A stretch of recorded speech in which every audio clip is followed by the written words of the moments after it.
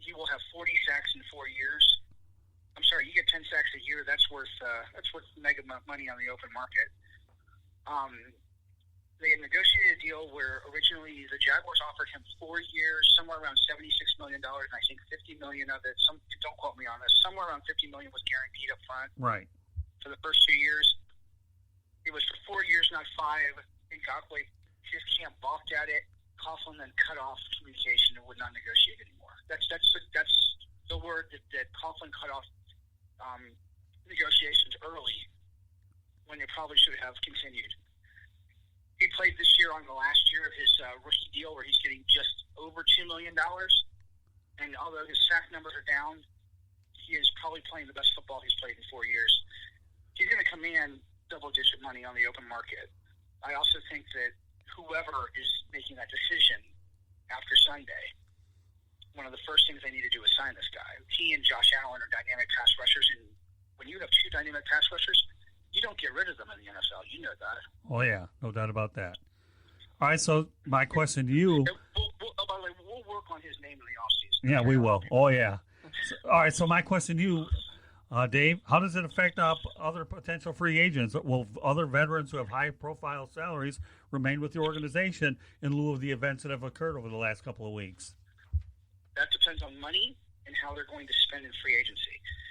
Marcel Darius is basically gone. They can't afford him. Right. Although I would love to see him stay. And that core injury obviously was really detrimental.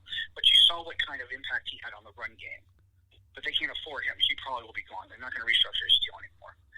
Calais Campbell, they'll have to decide whether they want to pay him.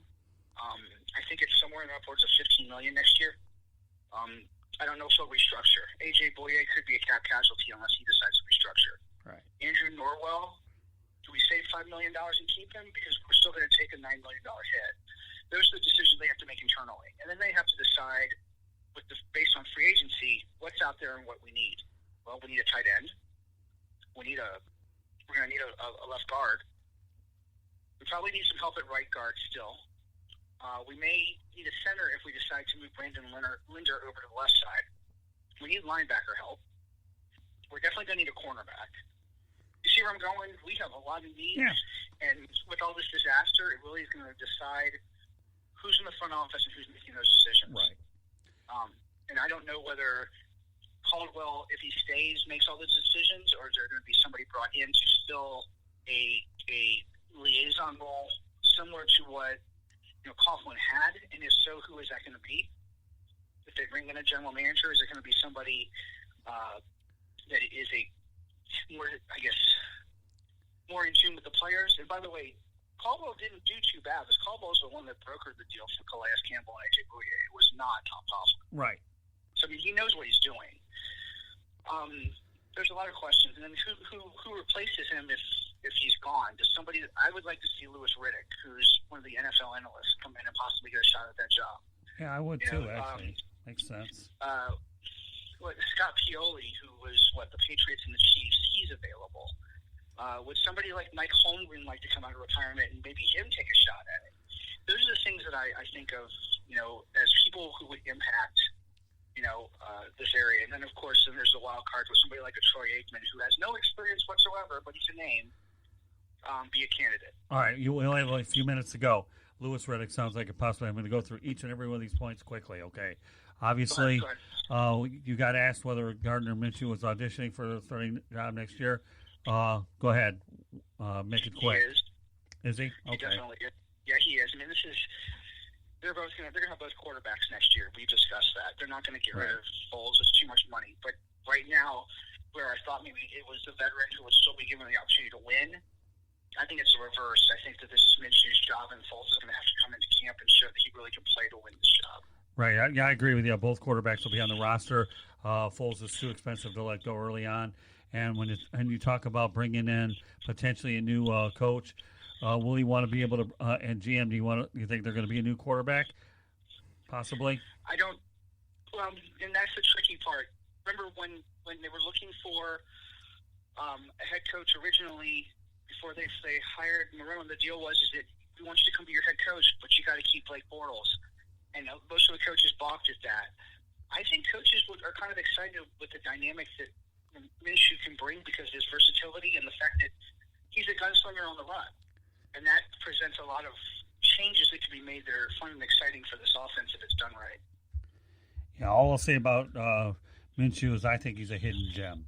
Okay, a couple more things, and then we'll wrap up your segment, and we'll pick it up again.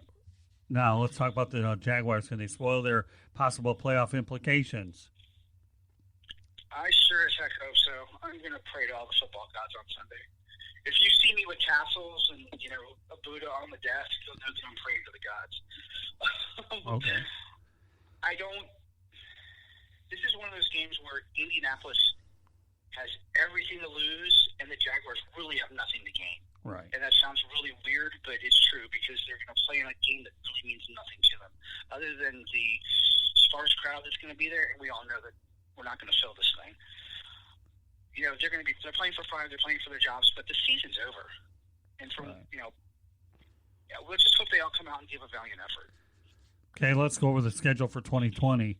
Obviously, looking forward to this one. My Detroit Lions actually invade town, but I'll actually be member of the Jacksonville Jaguars media, so it'll be a very interesting dynamic for me wearing the teal and black instead of the Honolulu blue and silver.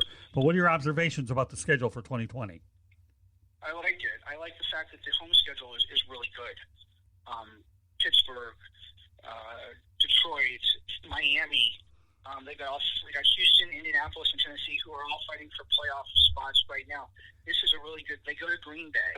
I'm going to bet that Chicago comes here. It's a good.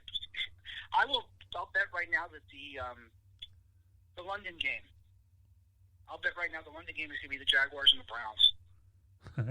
Good place for it. Okay, and one other thing, and then we're going to talk about where you're going to be, what we'll be doing together during the off season. Do you think that Nick Foles is the guy that can actually rally the troops? I don't know. I was thinking this. This had popped in my head when you and I were talking earlier. Right. We were game planning. If for some reason they're down by, let's say, 3 touchdowns, and there's mop up duty, and Marone says, "Hey, go in there. We don't want him hurt for next year." Let's say he tosses 2 touchdowns. Is that enough incentive for fans to get excited about the fact that there are 2 quarterbacks who can play for this team? I don't know, but it was just something I was thinking about. Something that maybe happens at the end of the season. We started with him, we finished with him. I was throwing that around. Okay, well, I'll throw this around. Okay, and that's it. David Levin, folks, will be doing. During the offseason, we'll be making appearances on our baseball show, 108 Stitches Baseball Talk. So, David, we're going to be moving you around the South Florida Tribune Broadcasting Network in 2020. And no, this isn't 2020 with Hugh Downs. This is 2020 with all of us. Hugh Downs, folks. Cool. Remember 2020 with Barbara Walters? My goodness, that's where us old geezers can actually go ahead and talk about a lot of that. So, anyways, David, we appreciate everything you bring to the program, and obviously you're going to be a lot more versatile as we continue to get things accomplished. So, David, thanks for being on the Sports Exchange tonight. Lewis, any quick thoughts here, and make them quick? No, David, just hoping you had a Merry Christmas and wishing you and your family a Happy New Year. Yeah, I don't know if I'll be spending my birthday up in Jacksonville, Tampa, Orlando, but stay tuned here on social media. I'll let everybody know. But meanwhile, David, get ready for some diamond doings with us in 2020. I got some high expectations for how I believe that 108 Stitches Baseball Talk is going to turn out, and we're going to have a lot of good people involved in that production. So, David, very good job once again, and we'll see how everything plays out. Perhaps we might be able to do something where we're dealing with a Black Monday situation. We'll stay near the wire services and be able to update this at a later date. So, once again, David, great job, buddy. Appreciate you being on the program, buddy. Thanks a lot, guys. Take care. You will. All right, have a good one. You bet. Bye. So what's your take on the Jaguar situation, Lewis? I think it was what I said when I asked him about, would Marone's job be safe for at least another year given what Coughlin brought to the table in the later part. It was funny. I was watching a video the other day about, the debacle that kind of has been the Los Angeles Rams, and I know that's kind of unrelated, but in a sense it's sort of related. Coughlin may have been fired, but he secured them 2 future assets in those 2 first-round picks that they have going forward. I don't know. Did he or did it was Caldwell that executed? That is true. I mean, I talked to David Caldwell, and I told him down near the locker room that I thought he really did fleece the Rams with that. Now, whether Tom Coughlin held out, it was hard line to get Ramsey out of there, to get that return. You're talking about 2 first-round picks and a 4th-round pick. Now, those draft choices are only good, okay, if you cash in and you get it right. And they pan out. Yeah, it's right. Judge, jury, and executioner with how those went. Right. Those trades went But the down. return based on the initial perception is good for a guy like Jalen Ramsey, and for whatever it's worth, okay, he actually is going to be playing in Week 17 with the Rams. His season's over. But we'll see what happens with him with the Rams later on. But now it's one thing to get assets, but it's what you do with those assets, Lewis, okay, that turn out to be what they are. I can tell you many baseball GMs, we're not getting any names, I don't want you to get off on a tangent, okay, that there says that there's 3 ways to look at a trade: the immediate impact, the short term, and the long term. Mm-hmm. And that's how, I don't care what sport you're dealing with, Lewis. I don't care if it's football, basketball, hockey, or whatnot, okay? It doesn't matter. Basketball, baseball, football, hockey, there's 3 ways to look at a trade. Immediate, of course, you knowing in baseball, the guy that's going to get you to the playoffs right away, the guy that'll last 2 or 3 years, and then a long-term return. And I won't get into John Smoltz, Doyle Alexander, because that's a very depressing thought for the Atlanta Braves. But don't go off on it.